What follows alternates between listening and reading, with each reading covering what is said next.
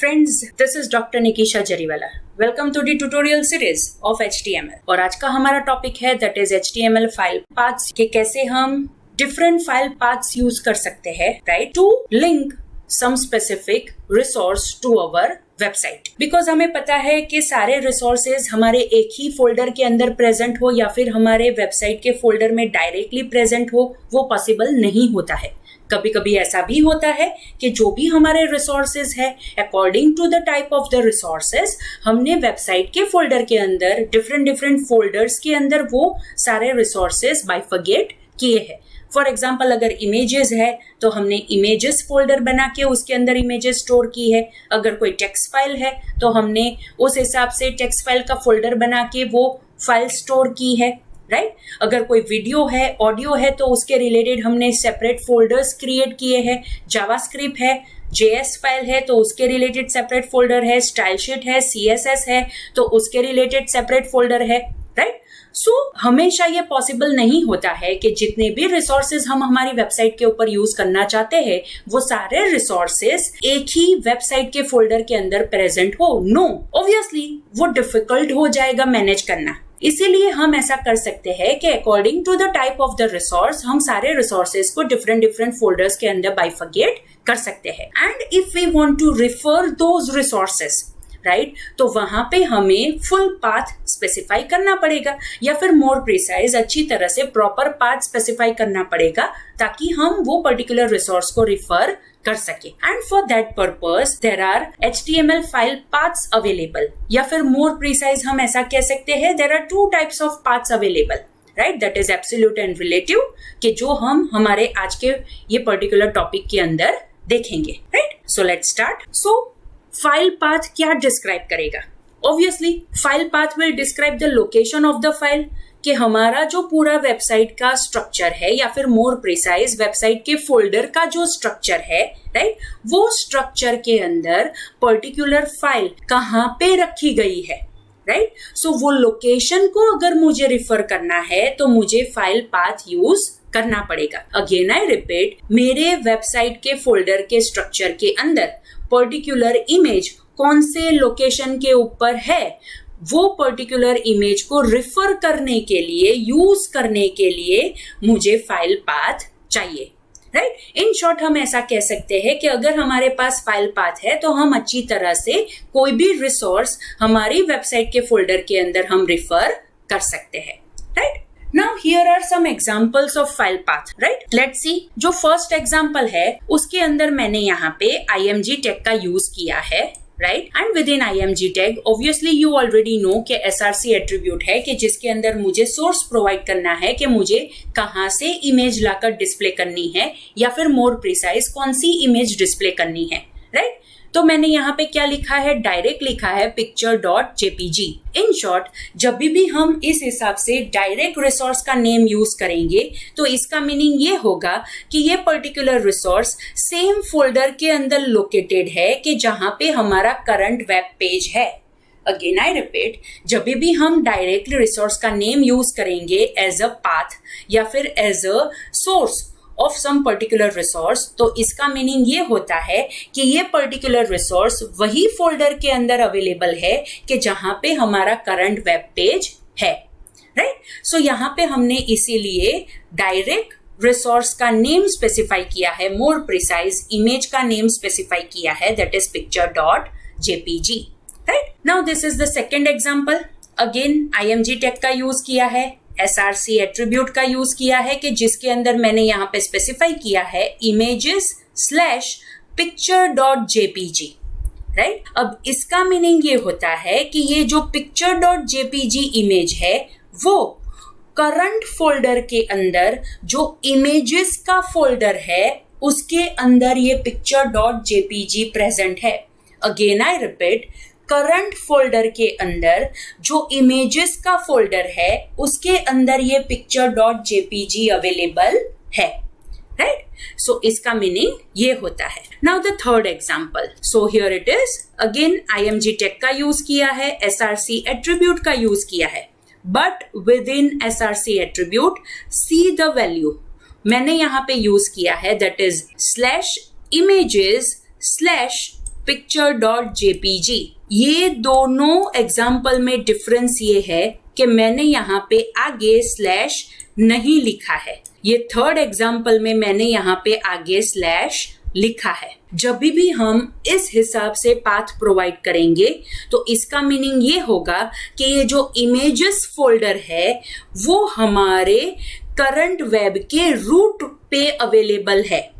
Again I repeat, current web के root पे available है, right. So again I repeat, ये जो इमेजेस फोल्डर है वो करंट वेब के रूट पे अवेलेबल है, इसीलिए हमारा पाथ यहाँ पे स्टार्ट हो रहा है with slash, right. And the fourth example जिसके अंदर मैंने लिखा है IMG टैग यूज किया है, SRC एट्रीब्यूट यूज किया है, and with in SRC attribute आप वैल्यू देख सकते हो, मैंने यहाँ पे डॉट स्लैश picture.jpg यूज किया है।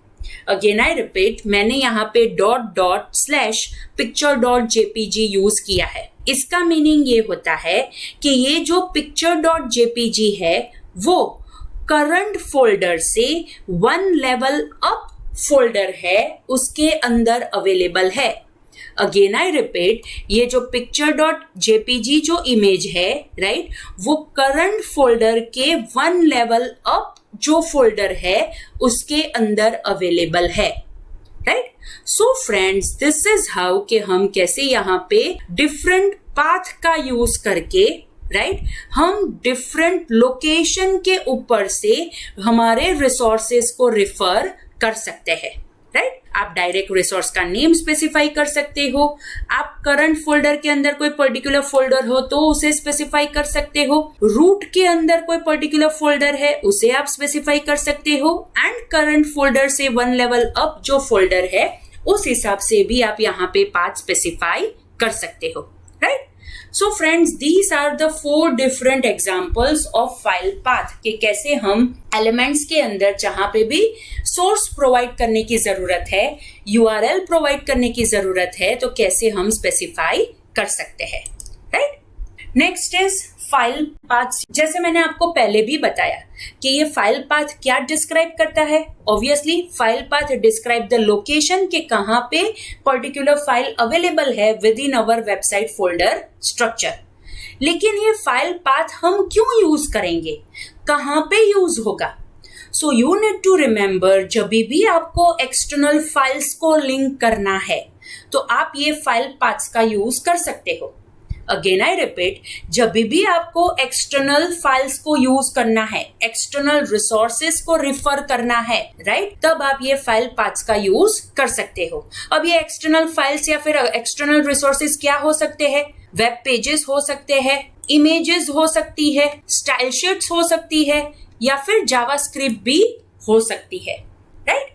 These are the external files के जो हम लिंक कर सकते हैं विथ अवर वेब पेज, और उसके लिए हमें फाइल पाथ्स का यूज करना पड़ेगा, right. Now there are 2 types of file paths, जैसे मैंने आपको इंट्रोडक्शन में ही बताया था, that is absolute file path and relative file path. तो पहले हम देखते हैं कि एब्सोल्यूट फाइल पाथ हम किसे कहेंगे। एब्सोल्यूट फाइल पाथ का मीनिंग ये होता है that is the full URL to the file. Again I repeat, full URL to the file, that is known as absolute file path, right. So again आप यहाँ पे एग्जाम्पल में देख सकते हो, राइट, दैट इज मैंने यहाँ पे यूज किया है IMG एलिमेंट, उसके अंदर SRC attribute, and SRC attribute के अंदर मैंने पर्टिकुलर इमेज के रिलेटेड लोकेशन स्पेसिफाई की है, बट फ्रॉम द स्क्रैच। सी, मैंने यहाँ पे पर्टिकुलर इमेज के रिलेटेड URL स्पेसिफाई किया है but from the scratch. C,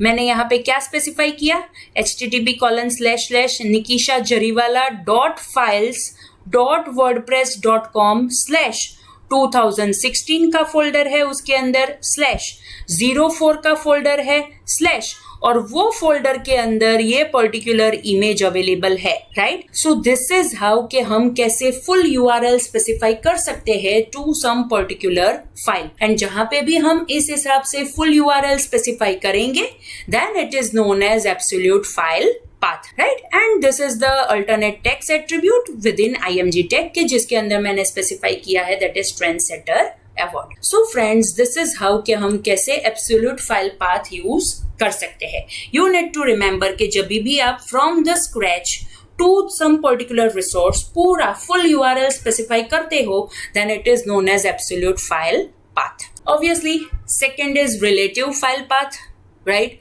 so relative file path का मीनिंग क्या होता है? रिलेटिव फाइल पाथ का मीनिंग ये होता है कि करंट पेज के रिलेटेड आप कोई फाइल को रिफर करना चाहते हो, मतलब करंट पेज को एज अ रेफरेंस यूज करके आप जो पाथ प्रोवाइड करोगे, that is known as relative file path. Again I repeat, a file relative to the current page, right? Again I repeat, file relative to the current page, मतलब current page को reference करके, current page के related अगर आप कोई path specify करते हो to some particular file, then that is known as relative file path. So यहाँ पे मैंने 3 different examples specify किए हैं, राइट। अगेन आई रिपीट, यहाँ पे मैंने 3 डिफरेंट एग्जाम्पल स्पेसिफाई किए हैं। This is the first example, second example and third example. First example के अंदर मैंने स्पेसिफाई किया है कि जो करंट वेब है उसका रूट है, उसके अंदर इमेजेस फोल्डर अवेलेबल है एंड उसके अंदर से मुझे कोई इमेज रिफर करनी है, राइट। सो इसके लिए मैंने यहाँ पे IMG टैग के अंदर src एट्रीब्यूट के अंदर /images/picture.jpg यूज किया है।